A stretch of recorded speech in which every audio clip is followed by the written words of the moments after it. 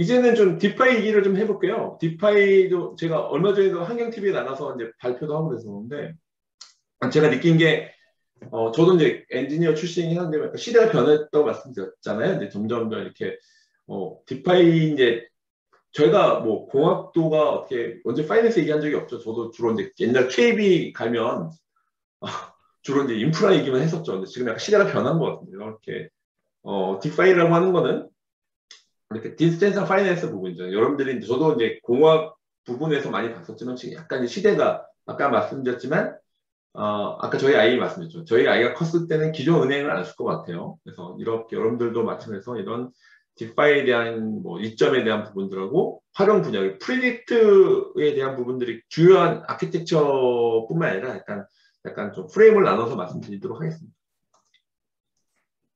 그래서 디파이는 이제 처음 들어본 계신 분들에서 약간 디센트럴 파이낸스, 그러니까 코드가 은행 역할을 하는 거예요. 그래서 블록체인 시스템에서 구현되는, 그래서 타일 중화된 금융이다. 그래서 근데 중요한 부분들은 뭐 공개키 암호화를 통해서 신원 인증이 필요 없는 계좌 개설이 있고 P2P 시스템에서 이런 이중집을 이런 것들이 기술을, 그러니까 블록체인 기술을 이용하는 거니까. 그래서 소프트웨어 코드로 움직이는 부분에서는 중앙화된 기관 없이 하는 은행, 아니면 그래서 영어 표현은 banking service without bank, insurance service without insurance, security service without security 이라는 게 있습니다. 그런 관점에서 보면 되겠고요. 그래서 디파이 종류가 있어요. 그래서 이건 종류가 뭐 타일 중앙화 거래소, 뭐 요즘 유니스왑, 뭐 팬케이크 스왑, 타일 중앙화 거래소. 그러니까 원래 카이버 네트워크가 유명했었는데 요즘은 약간 유니스왑 부분, 팬케이크 스왑들이 좀 있고요. 그리고 대출 서비스, 랜딩이죠. 그러니까 암호화폐를 맡겨서 거래하는 데는 대출을, 뭐 은행처럼 대출을 하는, 내가 비트코인을 이더리움을 맡기면 거기서는 현금을, 왜냐면 비트코인 이더리움 계속 올라갈 건데 내가 이걸 팔 필요는 없겠죠. 그래서 그런 대출 서비스에서 뭐 델리오 대표님도 저도 이제 친한데 지금은 굉장히 빗썸에서 올라가 있어서 대출 서비스로만 지금 거의 그 운영된 자금이 한 몇 조 정도 된다고 말씀드렸습니다. 그리고 스테이블 코인이죠. 스테이블 코인은 완전 안정된 코인이죠. 이거는 마치 상품권처럼 딱 정해진 것처럼 뭐 US 달러에 패깅된 뭐 USDT, 아니면 그래서 요즘은 스테이블 코인 부분들이 CBDC도 이게 영향이 있는 거죠. CBDC가 되면 스테이블 코인 살아남을까? 뭐 그런 얘기가 많이 나오고 있죠. 저도 이제 한국은행 CBDC 자문위원이기도 했는데 워낙 그 보안을 해서 자문위원 저도 이제 오지 말라고 그래서 못 가고 있는데, 어쨌든 CBDC가 최근에 뉴스로 보시면 알겠지만 카카오가 됐죠. 제가 봤을 때는 기술을 좀 더 네이버 라인이 좋았는데 역시 우리나라는 카카오의 색인 것 같아요. 카카오페이, 카카오뱅크가 같이 그라운드엑스가 했었는데, 그라운드엑스는 나중에 여기 계신 분들 개발자 많이 뽑고 있던데, 그래서 거기가 이제 그런 한 70명 정도 있어요. 지금 개발자가 이제 거기서 이더리움 포크했죠. 포크에서 이제 진행하고 있는데, 거기가 CBDC에서, 왜냐면 원리 전쟁이 돼요. 결국은 누가 승자가 되냐면 고객에 누가 많이 확보하고 있느냐. 원리 뭐가 됐죠. 우선 이 관전 팝콘과 관전 포인트였는데 카카오가 되는 바람에 약간 좀 그래서 여러 가지가 이슈가 좀 있는데 좀 그랬고, 아까 그리고 합성 자산이 있어요. 아까 말씀드렸죠. 하나의 원리단에 제 은행 계좌도 볼 수 있고, 은행 계좌에서 바로 쉽게 바로 비트코인 이더리움을 거꾸로 비트코인 이더리움에서 거꾸로 또 한 앱에서 거기서 좀 지나면 마이데이터처럼 내가 갖고 있는 데이터를 내가 주면 나에 대한 보상, 그래서 이런 것들이 합성자산, 신테틱 애셋이죠.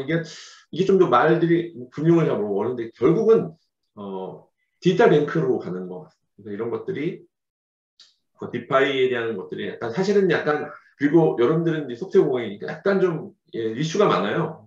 해킹 이슈도 있고, 그래서 뭐 보통 이자율이 굉장히 높죠. 뭐 몇십 배 되는 것도 있고, 약간 그 리스크가 있다라는 것도 보시면 좋을 것 같아요. 그래서 첫 번째는 탈중앙화 거래소입니다. 그래서 덱스라고 해서요. 중앙화된 거래소 없이 토큰을 거래할 수 있죠. 그래서 트랜지셔널 효과를, 이거 약간 유동성이 있는 건데요. 효과를 만든 방식이 블록체인에 매우 그렇기 때문에 유동성을 만들어내는, 유동성이 키워드인데요. 그래서 주로 이제 사는 사람, 파는 사람, 이거는 중앙거래소인데, 이거는 중앙거래소 없이 약간 유동성을 만드는, 유동성에 대한 계산식을 통해서 가격 결정하는 AAM이에요. 오토메이트 마켓 메이킹이라서 AAM의 등장으로 거래소 만들어요. 대표적인 게 유니스왑, 뭐 스시 스왑, 뭐 팬케이크 스왑들 있죠. 그래서 약간 이쪽이 유니섭이 워낙 떴죠. 근데 이것들이 실제 어쨌든 사는 사람 파는 사람으로 하는 중앙 거래소가 아니라 약간 탈중앙화된 거래소. 그래서 AAMN 오늘은 약간 다 설명드리기가 어렵고 이것들이 소프트웨어로 좀 구현되어 있는 유동성이 있는 계산식을 통해서 오토메이트 마켓 메이킹 AAM을 통해서 거래소 만듭니다. 대표적인 유니스왑이고요. 요즘에 팬케이크 수업이라고 해서 바이낸스에서 만든 쪽에서 부분들이 있어요. 탈중앙성이고 랜딩 서비스는 마치 암호 자산을 예금하고 대출한 서비스에서 블록체인에서는 신원 인증하기가 않기 때문에 사용자의 신용을 평가할 수 없죠. 그래서 마치 그냥 비트코인 이더리움이 그냥 그거에 대한 가치인 거죠. 그래서 따라서 과담보 대출과 청산을 통해서 대출을 구현하는 거죠. 그래서 뭐 비트코인을 200% USDT 대출한 상태에서 비트코인 가격이 하락해서 최소 담보 비율을 터치하면 담보물은 비트코인은 스테이블 코인으로 청산하는 이렇게 청산되는 게 있어서 뭐 컴파운 앱에 이런 것들이 대출 서비스 부분이 있어요. 그래서 이런 랜딩 프로토콜 그래서 이게 보통 디파이라고 하면 이제 은행 파이낸스 생각해 보시면 은행이 있죠. 은행 안에는 뭐 수신 업무, 여신 업무가 있고 그리고 보험 업무, 뭐 증권 업무 이런 게 쭉 있었죠. 이런 것들이 관련돼서 약간 이게 탈중앙의 이 서비스들이 마치 레고 블록처럼 이렇게 조합이 되는 거예요. 그래서 이런 것들에서 아까 말씀드렸던 탈중앙에서 대출 서비스가 있고요. 뭐 가담보 대출 쓰는 부분에 대해서는 뭐 약간 여러분은 개요니까 그러니까 랜딩 서비스라고 해서 암호 자산을 예금하고 대출해서 서비스 이런 부분들이 가장 대표적인 사업입니다. 그래서 그리고 뭐 스테이블 코인들이 있어요. 그러니까 암호 자산의 변동성이 있죠. 그런 거죠. 내가 비트코인으로 커피 사 먹을 수가 뭐 할 수가 있겠지만 이게 워낙 이게 가격 변동이 크죠. 그래서 저희 센터장님이 후회하고 계시죠. 옛날에 우리 여기 마치 연구원들을 보시면 신촌에 저희 센터장님이 7년 전, 6년 전에 딱 이렇게 여러분들 같이 연구원이 딱 들어오면 신촌에 그런 데 많거든요. 딱 보여주죠. 딱 그 원래 딱 지고 가서 유튜브 이렇게 쓰는 거에서 콜라 사 먹고 띡 해서 피자 띡 해서 커피 사 먹고 해서 그때 많이 보여주셨다고 들었는데 지금 후회하고 계십니다. 내가 왜 그랬을까? 그때 그 연구원들한테 비트코인으로 피자, 콜라 사주지 않았으면 지금 부자가 돼 있으실 텐데요. 지금 그렇게 지금 딱 많이 후회하고 계시는데 왜냐면 그 변동성이 큰 거죠. 한대 값이 됐다고. 그래서 센터님 후회하고 계시거든요. 실제로도. 왜냐면 여러분들 딱딱딱 보여줬다가 그 가격 아마 그때 그것만 합쳤어도 굉장히 좀 약간 농담 반 진담 반으로 후회하고 계시는데 어떤 이런 스테이블 코인이 이래서 나온 거죠. 그래서 이런 변동성을 해소하기 위한 수단으로 뭐 US 테더에서 번정화폐라는 게 있고 메이커다오에서 다이 암호화폐 담보하는 부분 이런 것들이 있습니다. 뭐 테라도 우리나라 대표적인 요즘 테라란 프로젝트가 있었죠. 신혜선 대표라는 그쪽에서 그쪽 하는 분에서 테라가 우리나라 대표적인 스테이블 코인이죠. 테라는 약간 알고리즘 기반이에요. 그래서 그쪽에 대한 부분이 있어 어떤 이런 일정하게 우리는 US 달러 하나 태깅된 뭐 테더 이런 식으로 딱 스테이블 코인이면서 변동성을 회피하기 위한 수단으로 하고 있습니다.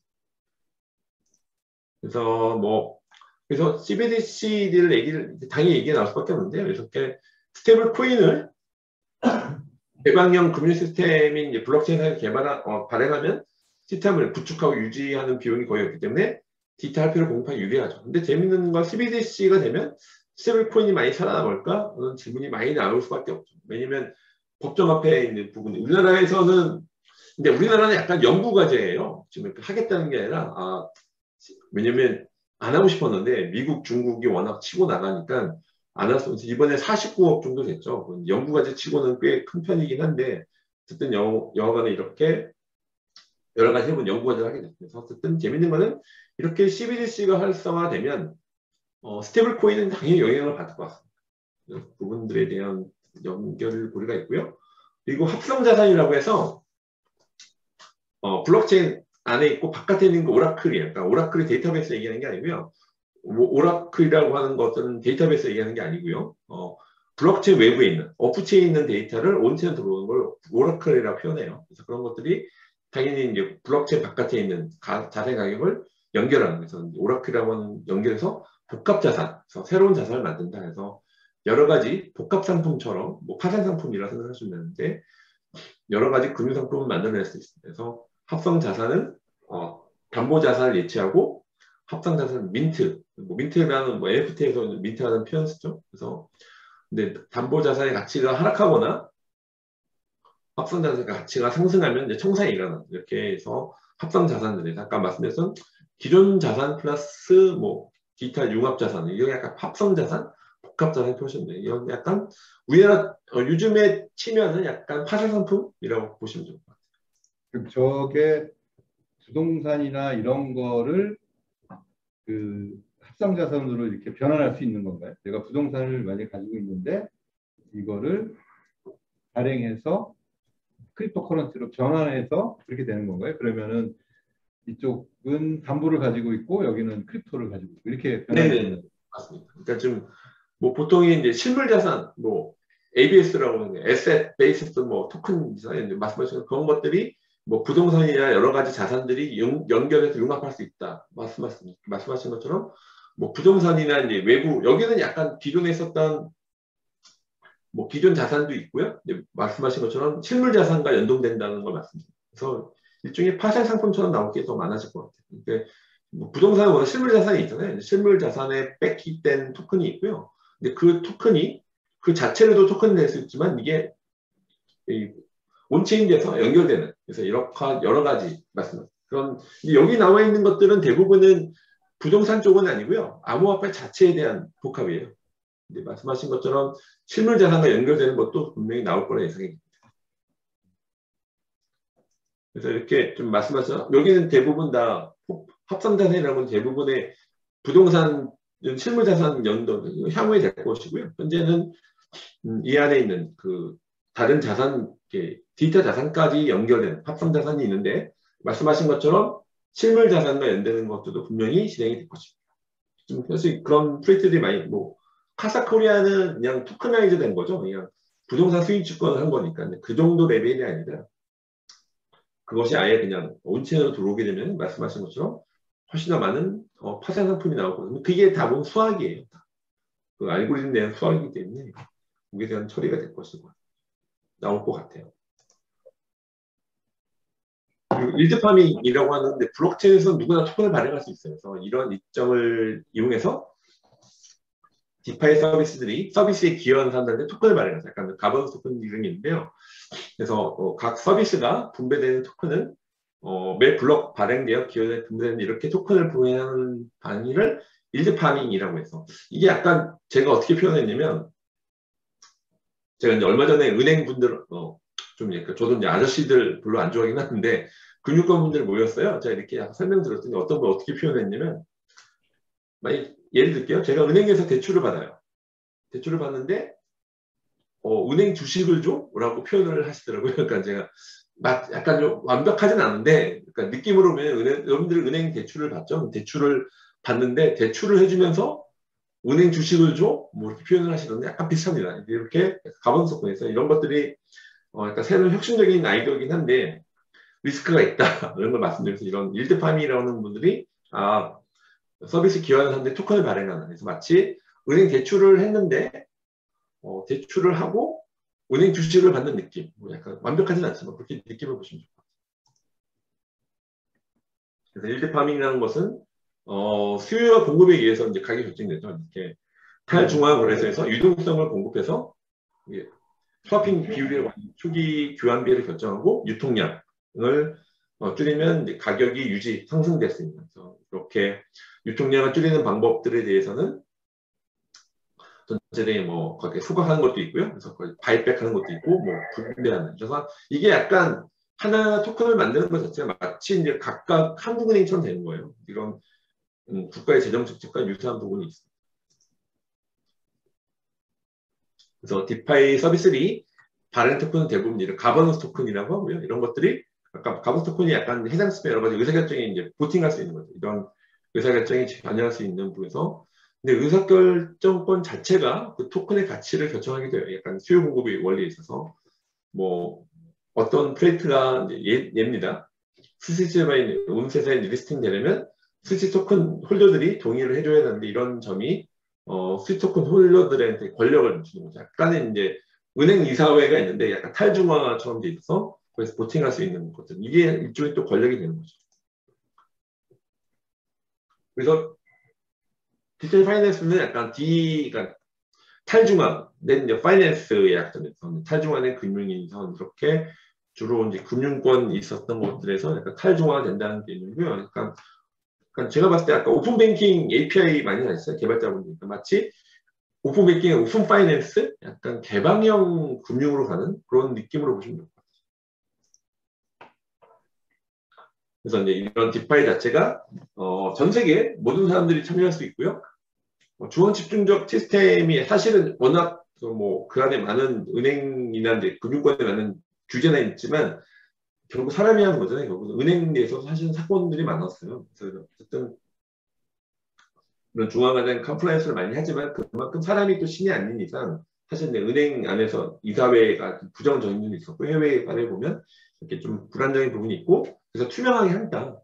이런 투명 비용 효율성이 증가되고요. 그리고 마치 아까 레고블락 조립하듯이 지금 은행이나 보험 상품을 만들 때 굉장히 힘들죠. 근데 그게 소프트 코어로 있기 때문에 그런 분들 연결하고 마치 요것의 구성 요소, 컴퍼빌리티가 가능하다. 그래서 중개인 없이 투명한 금융 서비스. 그래서 제가 봤을 때 약간 오픈 파이낸스. 그래서 디파이를 약간 제가 봤을 때 오픈 파이낸스. 그래서 사실 마이데이터 할 때도 오픈 파이낸스 얘기를 많이 하는데 이런 것들이 약간 이렇게 원래 은행 얼마나 금융이 되게 보수적이잖아요. 근데 그런 보수적인 은행도 이런 블록체인에 여러 가지 임팩트가 있어서 약간 디파이에서 약간 오픈 파이낸스로 간다라고 보시면 돼요. 토탈 밸류 락이라고 하는데 이건 뭐 계속 올라가고 26배가 아니고요. 좀 1년 사이 1년 반 정도 거의 75배, 80배 이상으로 좀 굉장히 시장 굉장히 커지고 있다. 그래서 거의 저도 디파이 펄스 최근 자료를 보면 거의 한 100배, 85배에서 100배 정도 성장이 되고 있습니다. 디파이에 대한 것들은 이제 중개 수수료가 절감이 되고요. 그리고 불변성, 투명성, 접근의 용이성은 약간 사실은 이거는 약간 블록체인 아는 분들은 쉬운데 고객 일반적인 분들은 좀 어려울 수 있는 약간 이런 블록체인 파이낸스 자체를 하는 거와 좀 용이하다는 의미가 있고요. 그래서 이런 상호 운용성, 뭐 투명성, 셀프 커스터디, 불편한 인가 이게 약간 기존 금융권들이 보면 거의 뭐 화들짝 할 부분인데 이런 혁신적인 부분에서 이런 뭐 상호 운용성이라든지 뭐 투명성 아까 말했던 셀프 커스터디 불필요한 뭐 허가에 대한 부분들이 이렇게 좀 진행이 될 수 있다라고 합니다.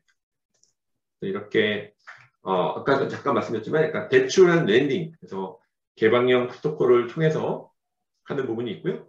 통화은행 서비스, 스테이블 코인, 탈중앙화된 시장들이 있습니다. 그래서 이렇게 뭐 디파이 자체가 이제 이더리움이 되게 사실 요즘 이더리움 가격이 많이 오르고 있죠. 왜 오를까? 이게 보면 디파이나 NFT의 영향이 있는 거예요. 그래서 사실 컨센서스럼 회사가 약간 이더리움계의 약간 구구 같은 회사죠.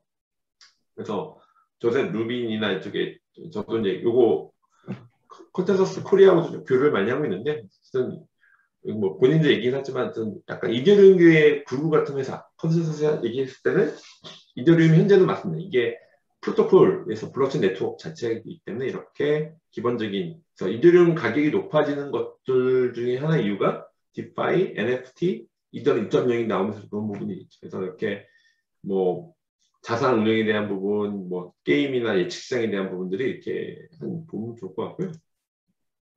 그래서 실제에 대한 아까 잠깐 크게 봤지만서도 뭐 자산 관리하는 부분이 있어서 이게 약간 좀 디파이를 서비스나 이런 프레임을 높이고 있겠는 자산 관리하는 부분들이 있어서 지갑 관리죠. 메타마스크 같은 자산 관리 쪽이 있고 KYC 하는 부분에서 여기선 KYC가 잘 안 되죠. 그렇기 때문에 KYT라고 합니다. Know Your Transaction. KYC 대신에 트랜지션 어떻게 이스프로인 되는데 KYC 부분이 있고 뭐 DAO라고 하는 것들은 약간 이제 디센트럴 오토메이션의 DAO라고 하는 그 이더리움을 만든 그 비탈이 갖고 있는 비전 중에 하나인데 약간 이렇게 자율적인 분권화된 조직이 있을 것이다라고 하는 겁니다. 그래서 그리고 이제 재밌는 건데 이런 데이터 및 분석이 있어요. 그래서 코드파이나 디파이 펄스가 이런 데이터 및 분석하는 부분이 있고요. 파생상품 아까 말씀드렸죠. 이런 것들이 스마트 컨트랙 기반에다가 다른 외부에 있는 데이터를 코드로 되는 부분이죠. 다양한 자산들의 이런 분들이 연결돼서 파생상품. 그래서 제가 봤을 때는 이쪽 부분들이 미국에서 원래 파생상품 금융공학 할 때 많이 썼잖아요. 그 금융도 알고 공학을 아는 분들 이런 것들 여러분들이 또 AI도 잘 아시니까 나중에 AI 알고리즘 자체하고 이쪽 파생상품 하게 되면 AI 실력을 발휘하면서 돈을 벌 수 있는 게 이쪽 영역인 것 같습니다. 저도 좀 관심 있는 영역이 여기 파생상품 부분이고요. 뭐 개발자 및 인프라 툴링하는 부분도 있고요. 그리고 뭐 거래소는 아까 말씀 유니스왑 부분이 있고 뭐 게임, 아이덴티티 부분이 있죠. 그래서 사실은 여기는 뭐 커져서 쪽이라 그렇긴 하지만 우리나라도 DID 얼라이언스가 네 군데가 있죠. 뭐 SKT나 통신사 위주가 있고 뭐 아이콘 루프 하는 데가 있고 라이언 시큐어 하는 데가 있고 이렇게 좀 각각 이게 뭐 그리고 코인 플러그 근데 각각 원래 블록체인만으로는 돈을 벌기 어렵죠. 어려워서 어떻게 아이덴티티로 넘어갔죠. 근데 중요한 거는 어쨌든 이런 아이덴티티에 대한 뭐 DID를 포함해서 이런 것들이 이제 아이덴티티 하는 부분도 이제 디파이 하는 부분이 아니더라고요. 보험 쪽입니다. 보험 쪽도 지금은 약간 여러분들이 약간 생각해 보시면 주로 이제 은행이나 이제 증권 쪽이 많이 있는데 제가 봤을 때는 꽃은 약간 보험 쪽에 나올 것 같아요. 나중에 이제 왜냐면 NFT를 생각해 보시면 메타버스 안에서 뭔가 분쟁이 많을 것 같아요. 뭐 자산에 대한 분쟁도 있을 것이고 그래서 보험회사들의 우회로 여러분 주로 이제 뭐 은행 얘기가 많이 나올 건데 보험사도 관심 있게 보시면 좋을 것 같아요. 보험사도 굉장히 이쪽 시장에 관심들이 많고요. 근데 보험들에 대한 그 리스크 해칭이라는 게 수학이 많이 쓰이잖아요. 그런 것들도 이렇게 약간 디파이 안에서 보험도 이렇게 좀 뭐 넷세스 무차 같은 데에서는 뭐 일종의 손해보험 서비스에 대한 부분들도 있고요. 아까 대출 및 랜딩하는 부분 말씀드렸고 이제 마진 매매 쪽 아까 말씀드렸죠. 그리고 이런 마켓플레이스에서 뭐 NFT 마켓플레이스처럼 이제 마켓플레이스 된 부분이 있고 이제 결제, 페이먼트 쪽, 뭐 예측 시장, 어그 같은 거에서는 뭐 실제 그런 부분들에서 예측 시장들이 있어요. 이거 뭐 이쪽 적금, 아까 말씀 스테이블 코인, 스테이킹, 합성자산 아까 말씀드렸죠. 합성자산에 대한 부분들이 뭐 다른 자산과 하는 부분, 그리고 토큰 하는 부분, 트레이딩 이런 부분들에 대해서 굉장히 기존 금융권에 있었던 마켓에서 여러분 약간 이런 기술적인 거와 융합이 돼서 혁신적인 서비스들이 나올 수 있는 시장이다. 근데 아직은 굉장히 뭐 약간 이슈가 많죠. 법적 이슈도 있고 사실은 또 약간 그 자체 가버넌스 자체가 안전하지 않고 굉장히 뭐 리스크가 크죠. 그러니까 리턴이 많은 만큼 리스크가 큰. 저도 뭐 투자 쪽을 하고 있지는 않은데 이런 기술, 뭐 저도 이제 핀케이스하고 몇 개 써보고 있긴 한데 저는 약간 테스팅용으로 쓰고 있는 거고 약간 리스크가 좀 있다. 뭐그 외에 아는 뭐 컨셉들에 대해서는 약간 이제 뭐 스마트 컨트랙은 약간 쉽게 말하면 프로그램이에요. 닉 자버라는 사람이 이 용어를 만들었지만 실제 구현은 빅자리 부테린이 했죠. 이런 스마트 컨트랙 자체가 그건 너무 어렵게 생각하지 마시고 프로그램이다 생각하시고 원래 지갑, 메타마스크 같은 워낙 지갑들이 약간 원래 어떤 하드웨어 지갑도 있고요. 지갑 쪽이 있고 뭐 스테이블 코인 쪽이 있고 유동성 풀은 유니스왑, 뭐 팬케이스왑도 있고 유동성 마이닝 하는 부분 컨셉들이에요. 일드 파밍 자체는 아까 말씀드렸지만 유동성 공급자가 유동성 풀에 자금을 예치하고 그 대가로 보상을 받는 거다. 이런 메커에서는 이런 일드 파밍 부분이 있고 일드 파밍 안에서 이제 프로토콜들에서 메커 다오에서 하는 부분, 뭐 신터틱스, 뭐 에이브, 커브 이런 프로젝트가 있다까지만 보시면 돼요. 일단 유동성 공급자가 유동성 풀에 자금을 넣어 그러면 그 대가로 뭐 가버넌스 토큰을 받는 게 어쨌든 근데 이 자체가 또 가격이 올라가면 거기는 수익이 늘어나겠죠. 뭐 프레시 대출은 단보물 없이 스마트 컨트랙에서 즉시 발행되는 대출. 그래서 뭐 프레시 대출이 있고요. 뭐 스테이킹 하는 건 말 그대로 이게 유동성은 다르죠. 이거는 직접 관련돼서 일정 자금을 예치하고 이자를 받는 이게 스테이킹이라는 거죠. 그러니까 스테이킹, 뭐 스와핑, 뭐 그런 뭐풀 개념들이 나오는데 스테이킹이라는 것은 일정 자금을 예치해 놓고 거기서 일자를 받는 거와 유사합니다. 그래서 여러 가지 기회인데 뭐 기술적인 부분들에 대해서는 이건 약간 뭐 이더리움 갖고 있는 자료를 첨예스러운데 이렇게 실제 이런 나중에 뭐 IPFS는 여러분들 얼마나 알죠? 약간 이 자체는 약간 탈중앙화된 약간 디센트럴라이즈된 약간 파일 시스템이죠. 그러니까 IPFS 왜냐면 IPFS 이제 파일 저장하게 되죠. 그렇게 되고 이더리움이나 이제 블록체인에서는 해시감을 갖고 이렇게 좀 강한 것들은 많아질 것 같긴 한데요. 여러분들이 NFT 마찬가지예요. NFT에서도 실제 그 뭐 그림 파일 같은 거는 IPFS 넣고 블록체인에서 약간 해시감만 갖고 매핑해서 가져가는 것도 유사한데요. 이런 기술적인 IPFS도 좀 보시면 좋을 것 같습니다.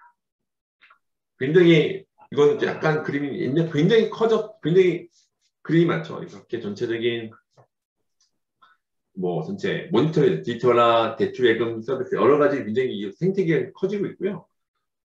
블록체인에서 디파이 서비스들이 보상으로 이제 배포되기 시작하고 있고 이제 약간 이율이 높아요. 이율이 높다고 하는 거는 그만큼 리스크가 좀 있는 것 같아요. 그런 관점에서 보시면 좋을 것 같고요. 그래서 전체적으로